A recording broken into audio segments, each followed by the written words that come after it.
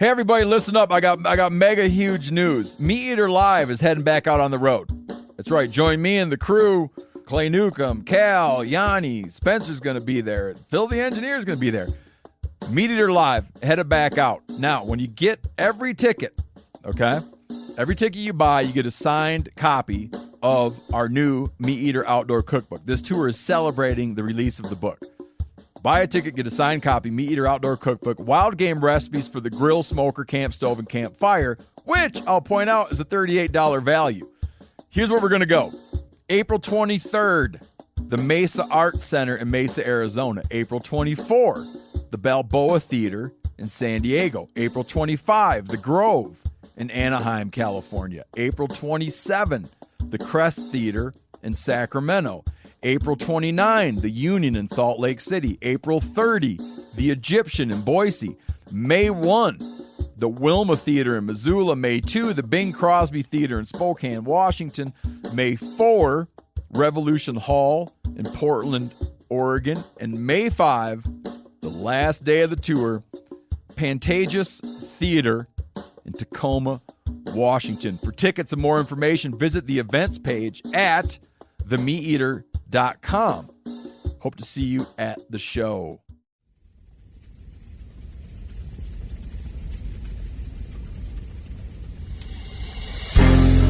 As a guide and hunter, I've spent thousands of days in the field. This show is about translating my hard-won experiences into tips and tactics that'll get you closer to your ultimate goal, success in the field. I'm Remy Warren. This is Cutting the Distance.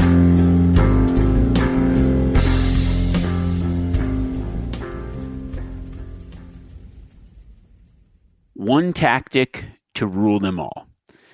Now, if I were to think of a specific tactic that led to more success no matter the species, no matter the place, no matter the terrain, population densities, hot weather, cold weather, whatever comes against you, I would think that the one tactic that has made me so successful over the years would be persistence. If I were to think about it, I believe that I'm probably one of the most persistent hunters on the planet. I've actually spent as many as 300 days in a single season out in the field hunting. And over those thousands of days over the years, actually in the field pursuing game animals, I have been lucky very few times. But what I have been is persistent. So this week, we're going to talk about what being persistent looks like and how to prepare, as well as how to keep your head in the game. Nearly every story I have about hunting involves some elements of persistence. But I want to share a story from last season when a hunter that I was guiding gave it their all.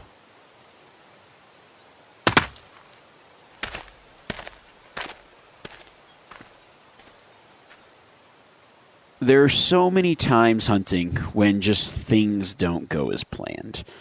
This particular week happened to be the opening week of general elk season in Montana. We were in western Montana, and my dad and Jace had cow tags and were hunting for most of the week, just looking to fill their cow tags. Now, I was off guiding some other hunters, but it happened to be Jace's last day to hunt. It wasn't that they weren't in the right places. They just had bad luck and bad timing. Every time they went somewhere, it was like they were just a few steps behind the elk. I happened to tag my clients out that I was guiding early that week, and so I figured I had a little bit of time off. I said, I'll go out with you guys this last day and see if I can give you a hand trying to get a cow for the freezer. So we started out first thing in the morning. I went to one of my favorite glassing knobs. We were there well before daylight. And just as it starts to get light, I spotted some shapes of elk out in this meadow across the valley.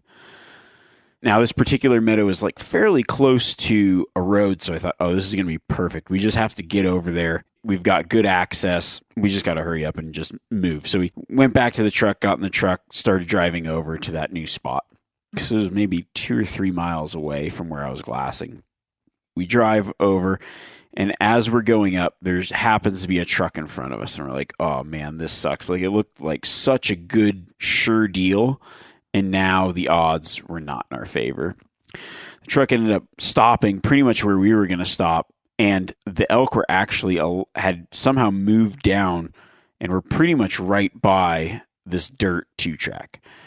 So we stopped them, and they were actually just looking for a bull. So we were like, hey, do you mind if we go hunt these cows? They're like, no, not a big deal. So we park our truck and climb up the mountain a little ways, get into position. But at this point, the elk had seen the vehicles. And if there was nobody else up there, we would have parked way before that, hiked up, been in position. It would have worked out perfect. It was such a sure deal from across the canyon. And now this group of cows is on edge. They're starting to move off. Jace gets set up. The elk are starting to get spooked. They start moving off. He takes a shot. The shot's just high, kind of a rushed shot, and the elk run over the mountain. Gone.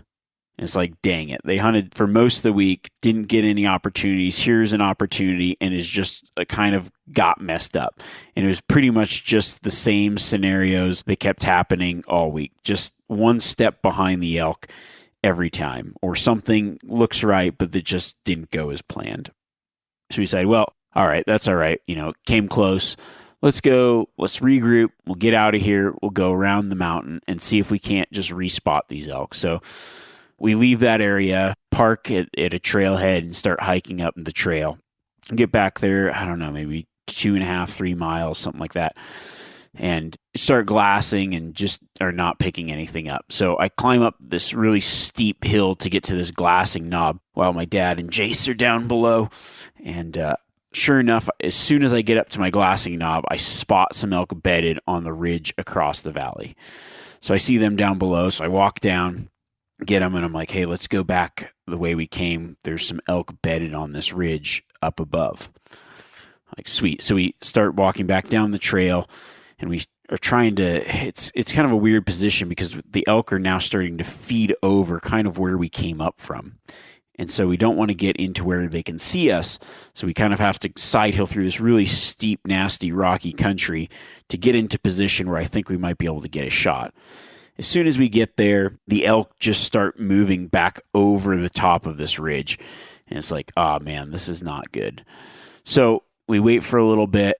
The elk don't come back out. We decide, all right, I make the executive decision. We're going to go up there and try to see if we can relocate them. The trouble is, this is more like flat top ridge, and it can be very difficult to find the elk in there. But there is a light dusting of snow. So you think, okay, this is awesome. This will work. So we start our stalk up, and we start climbing up the hill. And at this point now, we're quite a few miles into the day.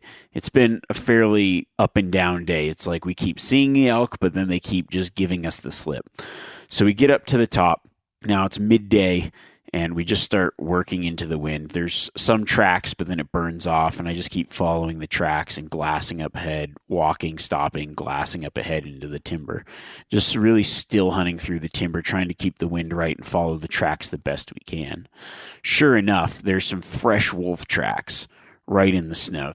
I'm thinking, oh man, this is not good. Here's fresh elk tracks, fresh dog tracks. These are going to get blown out. But I just figured, well, we'll keep on them. We've got no other real good options right now.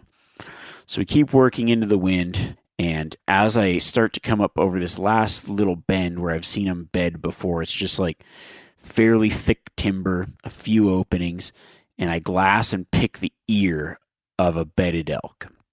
And they're fairly close. So we get down and we scoot into position. And now we're just taking our time crawling, trying not to be seen. The trouble is the sun's beating down on us, and they're in this real thick patch of timber, maybe 100 yards away, some probably less because we can't see because it drops down. So I know there might be elk between me and the elk that we see. We don't know where all the other elk are. It was a fairly large herd, yet I only see 1 or 2 animals at this point. So we crawl to the trees in front of us to try to just get a better angle and see if we can see in there. There's a little bit of snow on the ground, and Jace gets set up, and we start glassing in there, and I start looking, and they're bedded, but there's just no shots. We just keep watching them, and I know at some point the wind is going to shift. As the day progresses, the thermals are going to take that wind down to these elk, and we just need to kind of make a move in order to kind of force a shot, because if we wait too long, we're going to get winded or we're going to get busted. So about an hour of just crawling around, looking in and trying to find a good position. We pick one cow that, if it stands upright, might give us a shot, and just wait. We're waiting. We've waited now about an hour or longer, sitting in the snow, just at the ready. The elk gets up, moves, but just does not offer a shot. So we're like, dang it. Okay, we spent most of our time waiting this one, but there's other elk in here. Hopefully, now that they're starting to mill around, we might get a shot. We readjust. Jace gets the shooting stick set up. It's like, okay, everything looks good. And then it happens. The wind swirls and the elk blow out. We now run down the ridge and reposition, hoping to get a shot at the elk as they're funneling across this one opening. The elk are moving through. Jace is on them, but it's just they will not stop. I take my cow elk call out, throw out some calls. I even throw out a short, loud bugle that'll reach the distance, and few of the elk stop. But when they stop, they're just too far, too out of range, and they move off. It's like, dang it. It's now almost, fairly close to the end of the day, and it's his last day to hunt, and we've had so many close opportunities, we should have got an elk. So I'm thinking, all right, let's just sit tight here for a few minutes and see what happens. We sit there and I'm like, I don't know. They definitely blew out of there pretty hard. So I'm just trying to think of what's the next move? What's the next game plan? By this point, we've hiked up and down quite a few ranges, go up one side, down the other. It took, it was an all day get into this spot. It was a long physical day for anyone. We had some pretty close encounters, but it just didn't work out. So we're sitting here. I'm kind of reassessing what our game plan's going to be. And a lone cow pops out looking kind of lost. So I tell him, all right, get set up. I guarantee I can call that cow in. Normally later in the season, it's fairly hard to call elk in, but there's certain scenarios that you can identify where it's just like, all right, this, I guarantee I can call that cow in. I make some cow sounds and I see its ears perk up and it's kind of like looking for us. I think I ranged it at like 800 yards. So I call, I do some mews, some more like trying to sound like a herd of elk. Like this cow, clearly everybody else ran off and it was confused what happened and just doesn't know where the other elk are. So I keep calling with my cow call, and now the elk's coming toward us. Like this elk is coming in. So we get set up and wait, and it disappears in the timber draw below us. I'm like, all right, be ready. Turn your scope down. This is going to happen. This is our opportunity. It looked like it was blown, but now we're going to get another chance. So we're sitting there waiting, and then I hear some crashing of some brush right in front of us. And sure enough, that elk came and ran into, I don't even know, 10 feet maybe. Jace throws the gun up to shoot. That elk wheels around and is gone as fast as it came in. I mean, it just came in on a dead run right to where I made that call. Saw us. The trouble was there's like all this brush right in front of us and a fairly steep drop off. So as it popped up, it just wasn't even fast enough to take the safety off and shoot it. He had to move pretty fast to the left, and at that point, the elk was already wheeled around, gone, and out of there. It was fairly disappointing, to say the least. We'd hiked our butts off. We'd put in a lot of time. It's getting down to the wire, and it looks as if the day is done. Then I decide, all right, well, let's start working our way back to the truck. It's going to be a little while till we get back, and I don't know, maybe we can regroup and try to figure something out, and we'll glass along the way. So we start working our way back, and I look up at one of the higher meadows on the mountain across the valley, and I see a group of cows come out and start feeding. I'm like, oh my gosh, all right. Now at this point, we've already had a pretty long day, so I say to Jace, I'm like, man, we got some elk up there. We've got, I don't know, I can't even remember how much time was left before sundown, maybe an hour before shooting light ended or something like that, to that effect. I'm like, it's a long ways up there. Now, Jace, he's hunted with us before, and I wouldn't say he's the most in shape guy, but he's been getting in better and better shape every year because of hunting. Like, he started elk hunting maybe 5 or 6 years ago, And it's really just pushed him to get better and better at it. But I mean, honestly, we had a really long day this day. We climbed a lot of elevation. We went a lot of miles. And now it's the end of the day. There's some elk at the top of the mountain. And it's one of those where he goes, how long do you think it'll take you to get there? And I said, me, 40 minutes. You, an hour and a half. And we've got an hour. He's like, all right, can we make it in 50 minutes? I was like, yes, but we have to push. He's like, all right. So now it's a race against the clock and just giving it everything he has to get to the top of the mountain. We work our way up, get into position, and we get on the ridge, and we've got about 15 to 20 minutes before shooting time ends. I look and I don't see the elk, so we start crawling up over the rise, and I'm kind of glassing up above where the snow is, and there's no tracks going up, so I'm thinking, all right, they definitely are down. We start crawling up over this bare ridge, and sure enough, I catch the back of a cow feeding like maybe 75 yards in front of us. We set up some shooting sticks. Jace gets into position. The cow picks her head up, walks out a little bit. He shoots. The cow runs down the hill and is done. And it was just a really cool, although it wasn't a big bull, it wasn't a giant mule deer. The story was just all about giving it that last effort, that last push, and that was on the very last day, giving it his all and being successful.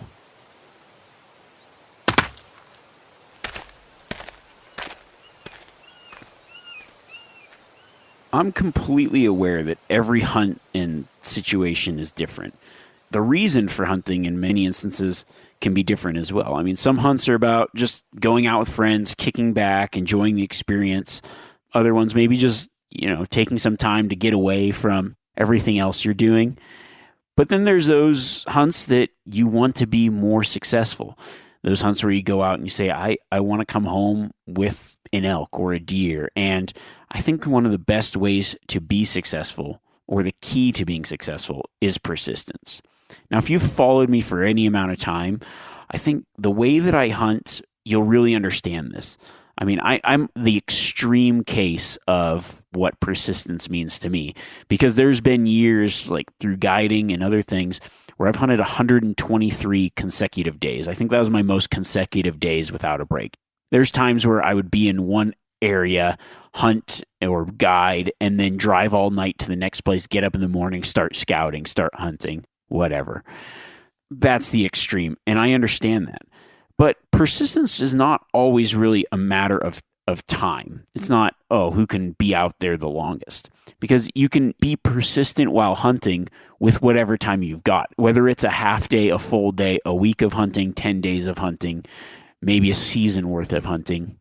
It really comes down to a continued course of action, no matter the difficulty or opposition.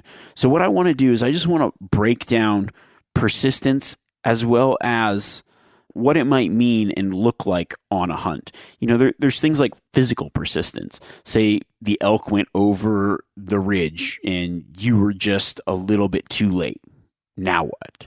Or like in that story, you might be on one spot, it's getting near the end of the day, and now you see something off in the distance. What's your move? Do you push it? What do you do? There's also even just persistence in glassing. Maybe you aren't seeing anything. Well, do you keep glassing?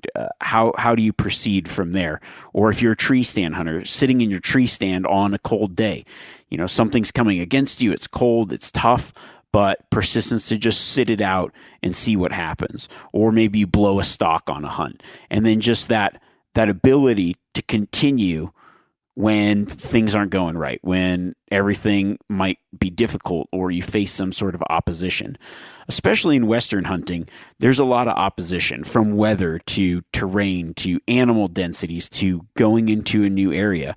There's so many things that are stacked against you.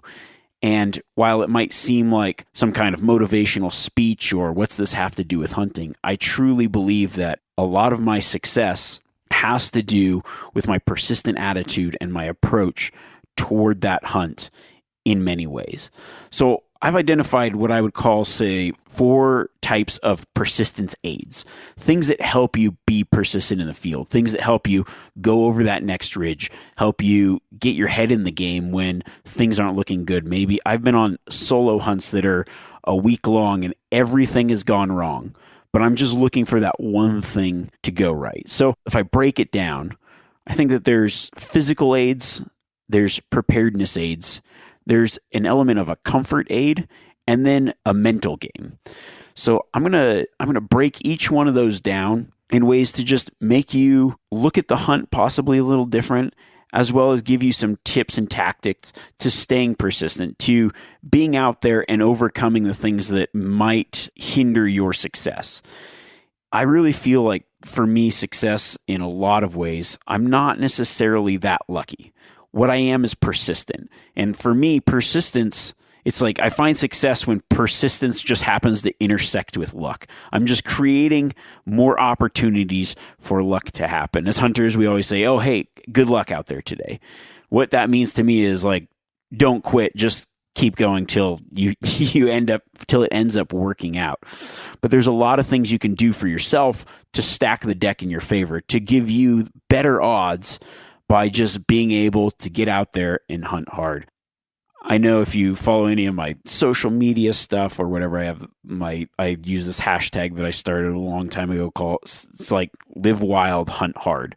Well, those are 2 key elements in the way that I approach a lot of things. But for me, the majority of it comes down to hunting hard. So let's take a look at what that looks like and how to prepare for it and how to turn that into success.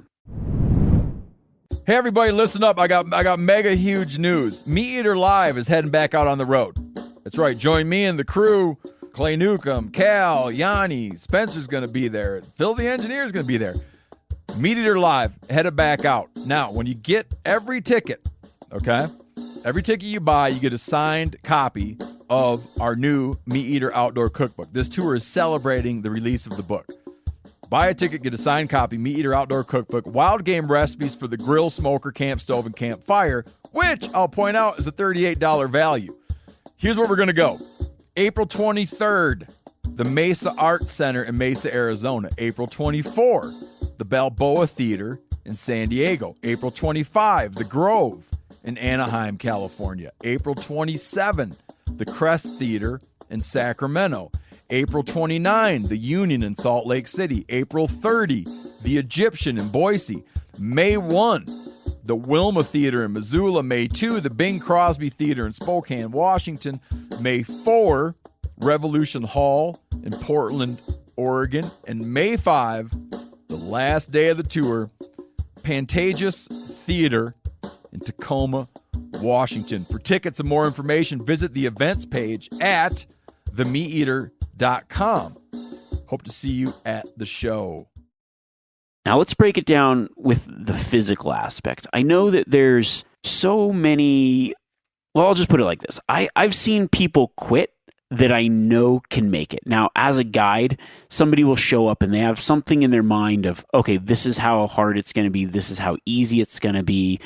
Whatever. I don't know what their expectations are coming in, but I really have developed a knack of knowing what people are capable of and knowing what people hinder themselves from.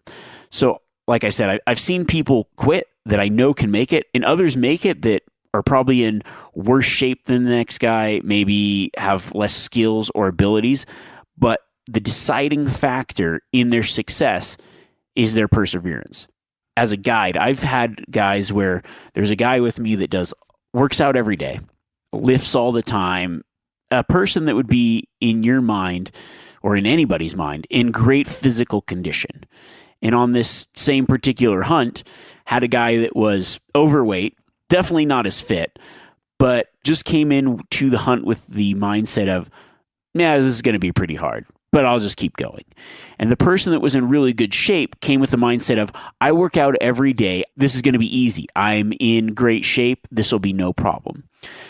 After about the first day, the person that was in really good shape, they'd lifted, they'd been in the gym a lot. They just were not in what I would consider mountain shape. They're physically in excellent shape, but in their mind before they came, they thought, oh, I work out every day, I'll be fine. Now, this person that was with them, they were related. It was actually this guy's dad was just an older guy, a farmer. He grew up to drink his beer and eat his bacon and was not in great shape. But he came out with the mindset of, this is going to be a really difficult thing, but I'm just going to do it. As the hunt went on, the guy that was in really good shape, almost like it was just this weird thing of he pretty much gave up. And the guy that was in not so good shape was just powering through, going, keeping up the best he could, and not slowing down. And it was just a weird thing to see where somebody in great physical condition was being beat by a guy that had no right to beat this person, but just had a different mentality, different mindset, and was just persistent. And so to see that play out in real life was pretty crazy. Now, I do think that there is a huge element for Western hunting success that comes down to your physical ability, your ability to go the extra mile, to go to that next ridge. When the elk or deer go over one valley, you're able to go and pursue them. And that comes down to physical ability, as well as some other things that we're going to talk about, like in that particular scenario, mental toughness as well. Now, before any Western hunt, big game hunt out west, or like mountain style hunt, you're going to want to be in shape before you get there. And that comes down to the persistence out of the field. It's the lifestyle that you choose that's going to cause more success later. It's going to allow you to push to that next valley, or when you're completely tired and gassed and you see a good opportunity, take advantage of the opportunity. You have to have the physical ability to take advantage of the opportunities presented. I wouldn't necessarily compare myself to someone else or compare two people to each other. It's whatever is your best and putting in the best that you can do. So if you can only go so far, maybe age limits you, maybe you've had medical conditions that limit you, just being at the best that you can personally be, because you'll be able to push yourself further, harder, and longer. Through guiding, I've taken guys that are in terrible shape or whatever, and over the years that they've come back, they've gradually gotten better shape and seen success sooner, faster. It's just the more you're able to keep going, the more enjoyable it'll be, and the easier it's going to be in the mental game, the comfort game, and all that later on. If you think about going on a hunt, think about being in shape, well, you got to be willing to just not say no. When there's an opportunity in front of you, you just have to have that physical endurance to say, okay, there's an opportunity over here, I'm going to do it. Because what happens is, as a hunt goes on, you get lazy, and now you might get lucky, but if you're going to be lazy in a lot of ways, it's just relying on luck.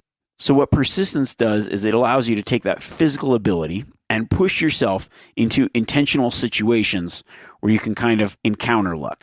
A lot of the physical ability is just working through the pain, kind of pushing through and pushing yourself. It's very hard for people that haven't done it a lot to understand what's that look like, what's that mean. You know, the human body is capable of so many things. I've definitely put my own body to the test many times where there's times where I feel like I want to give up, yet I've pushed and pushed and pushed. I'm not saying push to a point that is dangerous. Understand what's dangerous and what's not. But a lot of it comes down to, I feel tired, so then you act tired.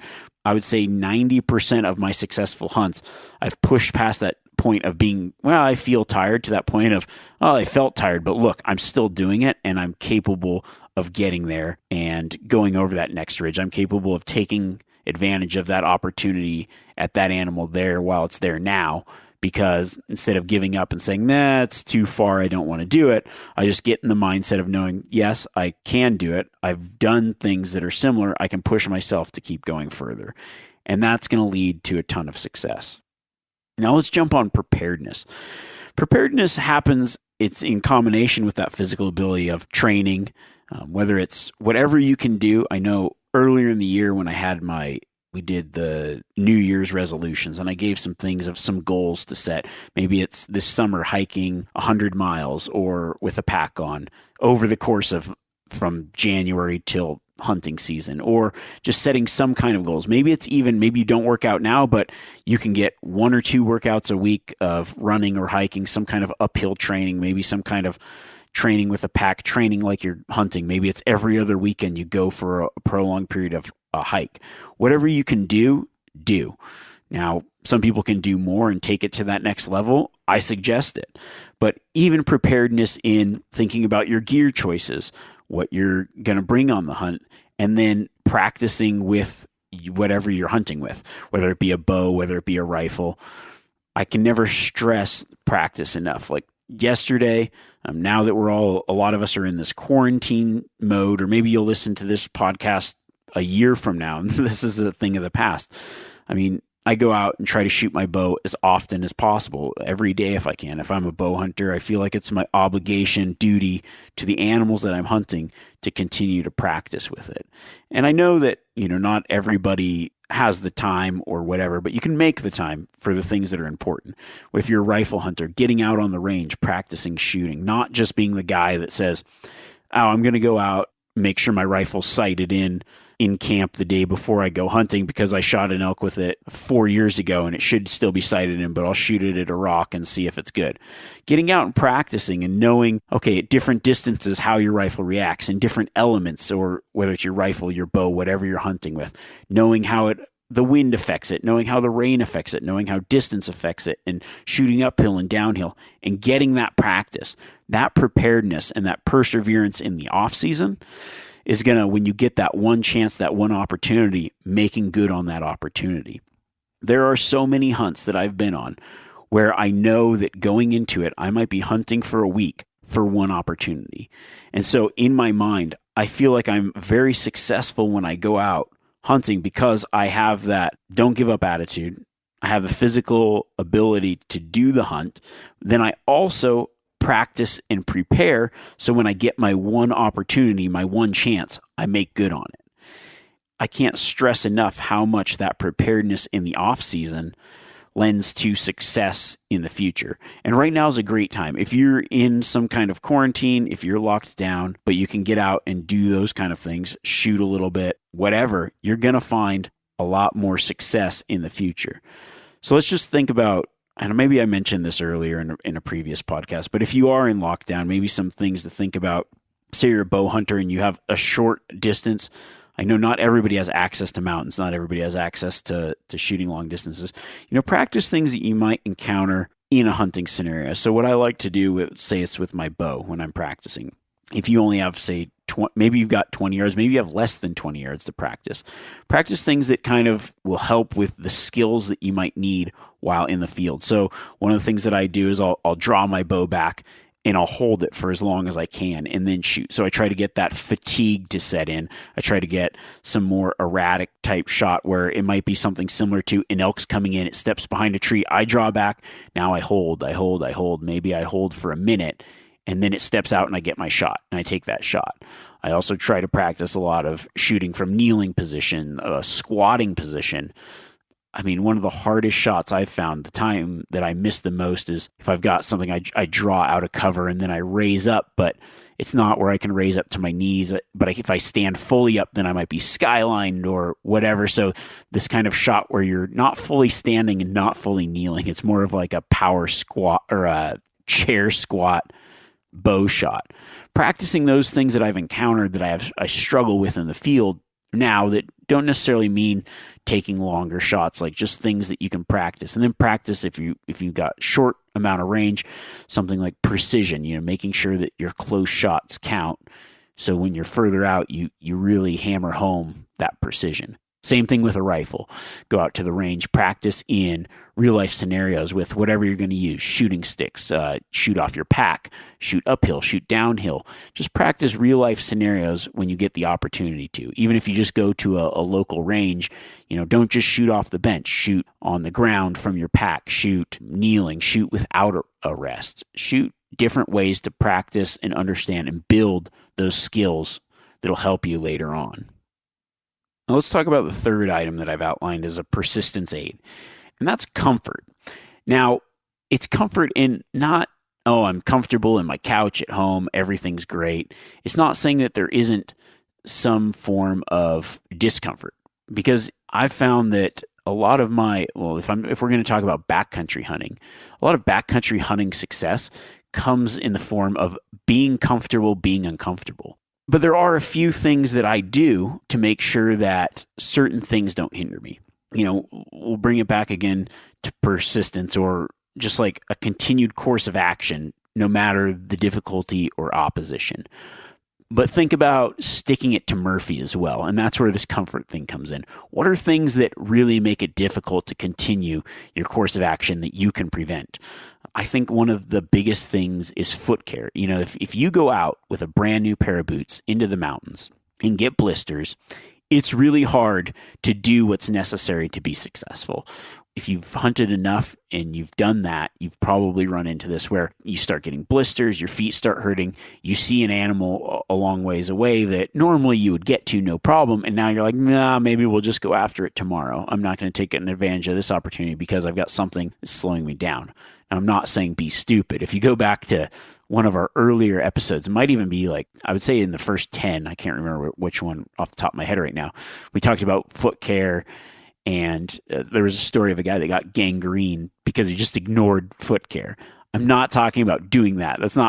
Persistence is not just beating your head against a rock and being stupid. It's about taking the precautions as well so you can continue to hunt hard and take advantage of situations when you have them. Like I said earlier, it's not necessarily a matter of time. It's just taking advantage of the time that you do have and putting everything you have into that time. Now, if you only have a day to hunt or whatever, you don't want to be hindering yourself by doing something stupid and not taking care of things that you can prevent from going wrong. So that's where this comfort idea comes in of, take care of your feet early and often, have boots that fit and are well broken in. Even things like, getting good sleep and having the right fuel and food for your body. A few weeks ago, I guess maybe a month ago, we talked about backcountry food and backcountry food ideas. Picking the right foods to fuel your body so you have that extra bit of energy so you can physically go further and stronger and hunt longer. A lot of it just has to do with getting yourself what you need to go out and hunt how you need to hunt. Now, to take even comfort a little bit further, there's been hunts where, if you don't sleep good, I know my dad, I used to make fun of him for packing in one of those, just like inflatable pillow, like it's a blow up pillow. Well, that helped him sleep better. So then he had more energy to get up and hunt hard every day. So a few ounces that he's sacrificing of carrying this pillow, when I was always like, oh, just sleep on a rock. It's not a big deal. Those little things that help you. Yeah, great. Bring them. Think about that comfort level of, I'm not saying go overboard. You also have to understand that you've got to be comfortable being uncomfortable. And a lot of that is going to come into our fourth and probably most important aspect, the mental game. But there are things that you can do to increase your comfort where you have that extra energy level where it gives you a positive mental attitude where you can keep going out and hunting harder for a prolonged period of time. I can even think of, there's a desert sheep hunt that I went on a couple years ago. A friend had a tag, and it wasn't a backcountry hunt, so I wasn't necessarily too worried about weight. And I carry a lot of weight anyways with all my camera gear for the solo hunting and all that stuff. But I threw in this collapsible chair almost. There's a backcountry chair. But I thought, look, this is a glassing intensive hunt. It's like a lot of cactus and sharp rock and other things. And if I'm just going to be glassing for the majority of the day, I hike my way up to this glassing knob. I'm going to be sitting there. This is a backpacking chair. I wish I remembered the type of it, but it's just like almost like tent poles that come out, and then you just made this chair out of it. And it was one of the best tools that I brought because I was able to glass more persistently. I was able to just sit there comfortably and focus on the task at hand as opposed to, my back's starting to hurt, so I get up and move around and not really pay attention, and then you start to get uncomfortable and you start to think of other things. But I could just sit there, have my binos on the tripod, glass, and I turned out to be the one that spotted the rams that we ended up harvesting, which ended up being a Boone and Crockett ram. So to have that comfort and just that little extra sacrifice there, something like a persistence aid, something that helps me be more persistent. Let's talk about the fourth thing. The fourth thing would be the mental aspect. Now, it's hard to talk about persistence without also understanding patience. Hunting is one of those things that I feel like it gives me a lot of life lessons outside of hunting, but patience is a thing that I constantly work on. But I do believe that I am very patient, because you can't be persistent and not patient. I mean, patience is just that ability to kind of tolerate trouble and suffering without getting upset. As soon as you start to get upset at the challenge and the way things are going, that's when you put yourself in a bad, positive mental state. And when that happens, it's hard to be persistent. I've seen so many hunts be foiled by people's mental attitudes. That earlier example of the fit guy and the unfit guy, and the unfit guy just out hunting the fit guy, was all down to a mental attitude, essentially. It was that ability of something didn't go right. It was a little bit harder than expected. And so instead of continuing on, it was more of an attitude of giving up. Whether you're hunting the backcountry, whether you're hunting out of a motel near a whatever, it doesn't matter. Things go wrong in nearly every hunt. That's just part of it. But the successful hunters, the guys that I look up to and say, this guy's a really good hunter, what sets them apart is their ability to take the situation, flip it around, and keep going. And like, yeah, a stock got blown on the last day, but instead of sulking and slowing down and getting lazy, they're the type of person that just says, no, that's all part of it. I'm going to push forward. I'm going to keep hunting. I'm going to make it happen. I think one of my best attributes in the field is my mindset when I go into every hunt. And this mindset is just an embrace it mindset. I've got this because I've done a lot of my hunting, my personal hunting has been like very tough solo hunts in what I would consider tough units, hard hunts. Like I have this weird love for very difficult hunts. And I think that can translate well to every type of hunt, whether it's a 3-day mule deer hunt close to a road system, or whether it's a grueling 2-week backcountry alpine hunt for, say, elk or deer in an area that has very few animals.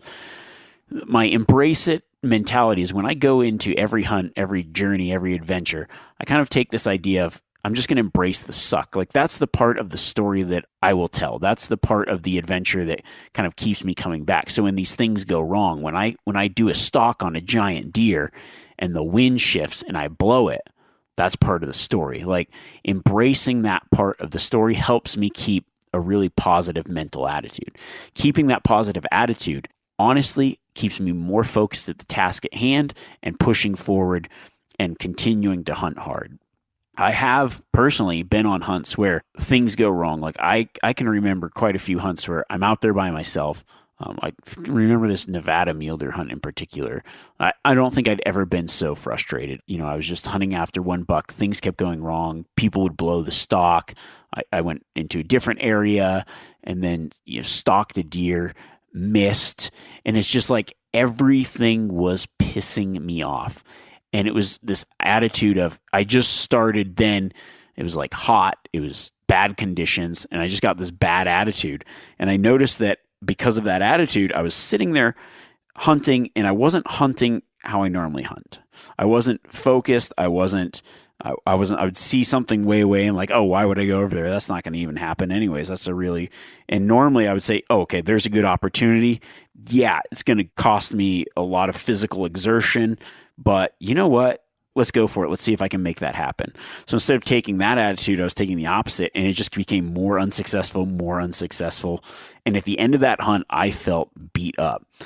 And that was just a really good eye-opener of keeping that embrace it mentality, that embrace the suck, and just really taking each and every opportunity, whether it's good or bad, as a learning experience to push forward and to keep persevering until I'm successful.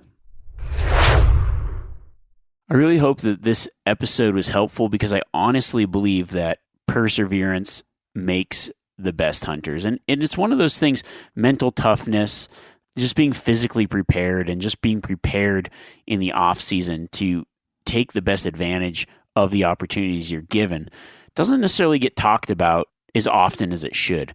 I think some of the best hunters I know are mentally tough, they're persistent, and they really understand what it means to just keep after it. I think if you can latch on to that, well, it might seem, it's more of a motivational speech than hunting tactics. Maybe. But it is, in my opinion, one of the best tactics you can have in your toolbox. So as we're, a lot of people just like some of these lockdowns have shut down hunting seasons, and it's one of those things. Here's a good time. If you're ever going to practice mental toughness, a pandemic's a great time to do it. As seasons start getting shut down, and I don't know. I mean, there's a lot of things that have affected everybody's lives. I think there's a lot of people that are affected right now. Practice some of that mental toughness, practice on the positive ways to look at tough situations. If you can do it in any way, just practice it in daily life as well. And I know right now, a season that I was planning on going and hunting has been temporarily suspended, and you start feeling like, oh my gosh, is this ever going to end? Yes, it's going to end. We'll get through it. So good time to just practice that mental toughness from home. But also, I'll answer a quick question here. I know I did talk a little. I was a little long-winded today, but I think people have got more time now anyways, so I think it's fine. This question says, and to be honest, I don't even know, probably a dozen questions similar to this vein recently. So I figured might as well talk about this, and it goes great into mental toughness. So it says, hey, Remy, I was wondering if there are any tricks you use on solo hunts when your mind starts wandering at night. It seems like I keep thinking something is out there to get me. Do you ever get scared when you're out alone in the wild? And they go on to say that they've kind of started doing some of their own solo hunting, and they've been successful, but they also struggle sometimes with the mental aspect of it. Cade from Michigan. So yeah, thanks for that question. I think that's a great question. And, I've been hunting solo so long.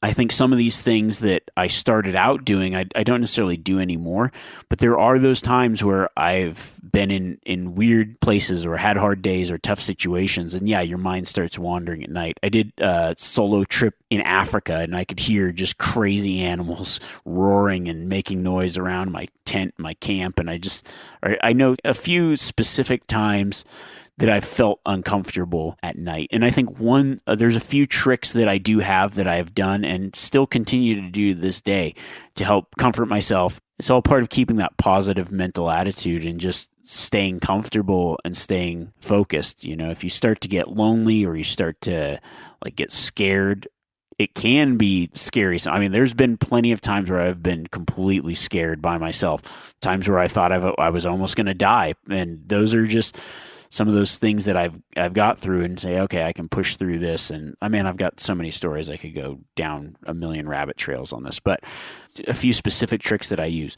One, if it's safe and legal, start a fire at night. A fire is just, there's this thing between man and fire, and it is a very comforting factor. It is something that when you stare into that flame, you feel safe, you feel calm. It kind of has this allure of scaring everything else away, whether it's mental or actually does. I'm not 100% sure, but there's been times where I've been on the mountain just like getting in my own head, and it's like, okay, I start a little fire and it's just calming. I watch the fire, then I go to sleep. And it's a great tool, obviously use it with safety, but that's one thing. There's other times, I've done some really long solo trips. And I used to have I'm not even good with a harmonica, but a harmonica, or sing yourself some kind of song that you like, or maybe you have enough battery juice, whatever, listen to some music. Those are great ways to just take your mind off what's going on, relax a little bit and enjoy the experience. And then again, just embrace it. The part of being alone, sometimes you do get lonely.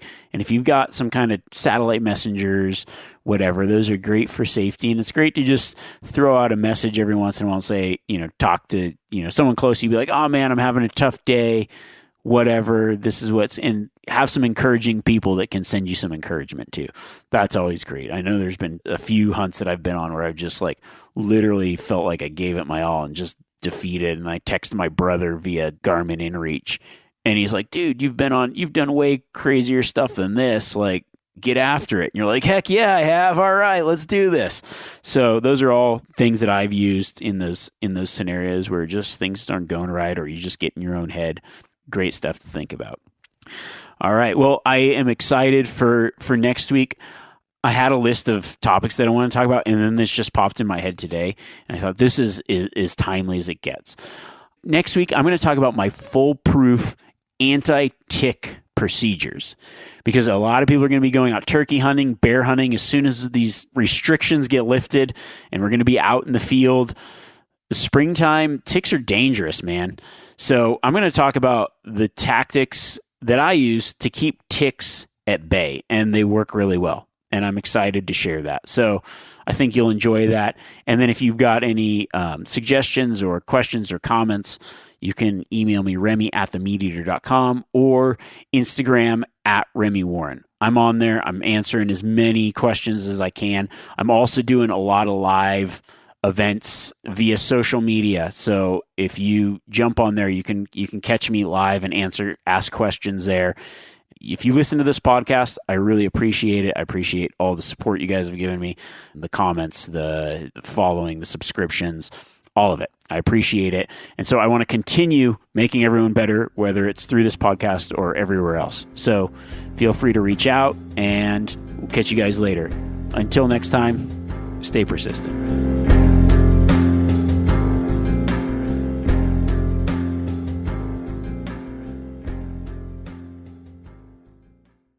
After 3 years of work, our follow-up to the Meat Eater Fish and Game Cookbook is here. It's the Meat Eater Outdoor Cookbook, wild game recipes for the grill, smoker, campfire, and camp stove. Here is your book for everything that's best cooked or eaten outside. From grilling to open fire cooking to Dutch ovens to smokers to barbecue to backpacking meals to how to pull off the perfect fish fry, with pit stops along the way for lessons about Ice Age cooking methods and the best 5 ways to construct a cooking fire you can be proud of. And of course, we're focusing on wild game and fish here with over 100 recipes, including stuffed venison burgers 3 ways, wild duck with ahi verde sauce, a jerky made with cola, a gin and tonic made with fire-charred lemons, and grilled frog legs made with a sticky sweet sauce. This ain't your normal cookbook, so be prepared to be surprised. Get your copy now. For more info, visit themeateater.com or buy it wherever books are sold.